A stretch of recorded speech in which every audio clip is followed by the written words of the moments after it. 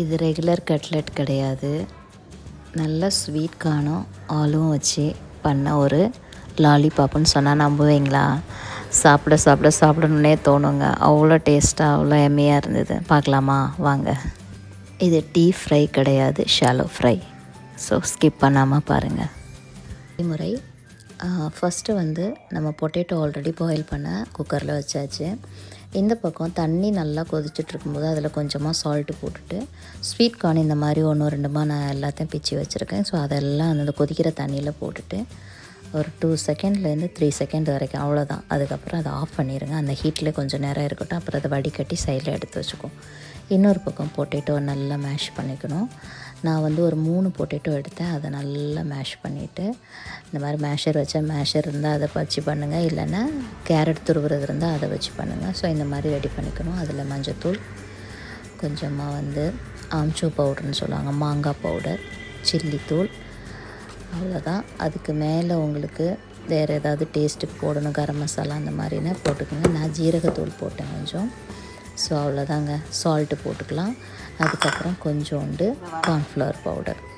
So இது நல்லா இந்த ஸ்வீட் கார்னே அதில் பொட்டேட்டோ வந்து மேஷ் பண்ணிவிட்டு அதில் இந்த ஸ்வீட் கார்னையும் போட்டுட்டு நல்லா வந்து இது பண்ணிக்கணும். சால்ட்டெல்லாம் போட்டுட்டு அப்புறம் வந்து காரத்துக்கு உங்களுக்கு தேவைன்னா சில்லி போடுங்க. இல்லை எனக்கு சில்லி தூளே போதும் அப்படின்னு நினைக்கிறவங்க அவாய்ட் பண்ணுங்கள். ஸோ நான் 2மே போட்டிருக்கேன். அது ஒரு 1/2 ஸ்பூன், ஒரு 2 சில்லி, க்ரீன் சில்லி வந்து நல்லா நறுக்கிட்டு போடணும். ஒரு வெங்காயம், அப்புறம் rice powder, cornflour powder. So அதுவும் கொஞ்சம் போட்டுட்டு நல்லா மேஷ் பண்ணணும். நல்லா மேஷ் பண்ணி நல்லா மிக்ஸ் பண்ணி எல்லா இடத்துலையும் ஈவனாக படுற அளவுக்கு. ஆம்ச்சூர் பவுட்ரு வந்து சப்போஸ் ஆம்ச்சூர் பவுட்ரு இல்லைன்னா நீங்கள் வந்து லெமன் போட்டுக்கலாம். ஸோ என்கிட்ட ஆம்ச்சூர் பவுட்ரு இருந்தது. அப்புறம் வந்து இது நம்ம நார்மல் கட்லெட் மாதிரி பண்ணாமல் இது வந்து இந்த ஐஸ்கிரீம் ஸ்டிக் இருக்கு இல்லையா, அது கடைங்களில் கிடைக்கும். அந்த மாதிரி அதை வாங்கி அதுக்குள்ளே வச்சு அதை அப்புறம் வேணால் லாலிபாப் மாதிரி இருக்கும். ஸோ அந்த மாதிரி கான்செப்ட் தான். பட் நல்லா இருந்தது. சாப்பிடும்போது சாப்பிட்டுட்டே இருக்கணும் போல் இருந்தது.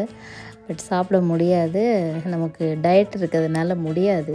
1 அவ்வளோதான், மேக்ஸிமம் 2. ஸோ அதனால் 1-2 தான். பட் இது வந்து ஷாலோ ஃப்ரை தான். ரொம்ப நம்ம எண்ணெயிலலாம் போட்டு டீப் ஃப்ரை பண்ணி எடுக்கலை. இந்த மாதிரி எடுத்துகிட்டு ஒரு 7-8 வந்தது எனக்கு. ஸோ அதை எடுத்து நான் ஃப்ரிட்ஜில் வச்சுட்டேன். கொஞ்சம் கூலிங் ஆகட்டும் அப்படின்னு வச்சுட்டு, அதுக்கப்புறம் வந்து ரஸ்க் இருக்கு இல்லையா, ரஸ்க்கு பவுடர், அது வந்து ப்ரெட் க்ரம்ஸ் எதுனாலும் வச்சுக்கலாம். ஸோ 2மே இந்த மாதிரி இதை வந்து நல்லா எல்லா பக்கமும் கோட் பண்ணிக்கணும். நல்லா டிப் பண்ணிவிட்டு எல்லா பக்கமும் அதை ஒரு பிளேட்டில் நான் அரேஞ்ச் பண்ணிவிட்டு அதை ஃப்ரிட்ஜில் வந்து ஒரு 10 மினிட்ஸ் வச்சுக்கிட்டேன். கொஞ்சம் கூலிங் ஆனோன்னே அந்த வந்து ப்ரெட்டு வந்து அந்த ப்ரெட்டோ இப்போ ரஸ்கோ நீங்கள் எது போடுறீங்களோ அது வந்து அதோட நல்லா பிடிச்சிக்கும். அந்த கட்லெட்டோட நல்லா வந்து அந்த லாலிபாப்போட நல்லா மிக்ஸ் ஆயிரும். அது எண்ணெயில் போடும்போது கூட பிரிஞ்சு போகாமல் இருக்கிறதுக்காக தான் அந்த ஒரு 10 நிமிஷம் வந்து 5 நிமிஷம் வச்சு ஃப்ரிட்ஜில் வச்சு எடுக்கிறது. வேறு ஒன்றும் இல்லை. அதை வச்சு எடுத்துட்டோன்னே உங்களுக்கு அது நீங்கள் சாப்பிடும்போது நல்லா க்ரன்ச்சி, வெளியே க்ரன்ச்சியாக இருக்கும், உள்ளே நல்லா சாஃப்டாக இருக்கும். ஸோ கண்டிப்பாக ட்ரை பண்ணுங்கள். நம்ம நார்மல் கட்லெட்டுக்கும் இதுக்கும் நிறைய டிஃப்ரென்ஸ் இருக்கும். ஏன்னா அதில் ஸ்வீட் கார்ன் இருக்கிறதுனால அந்த டேஸ்ட் எனக்கு டிஃப்ரெண்ட்டாக தான் இருந்தது. பட் கண்டிப்பாக ட்ரை பண்ணுங்கள். இந்த ஸ்வீட் கார்ன் லாலிபாப் எப்படி இருந்ததுன்னு எனக்கு சொல்லுங்கள் கமெண்ட்டில்.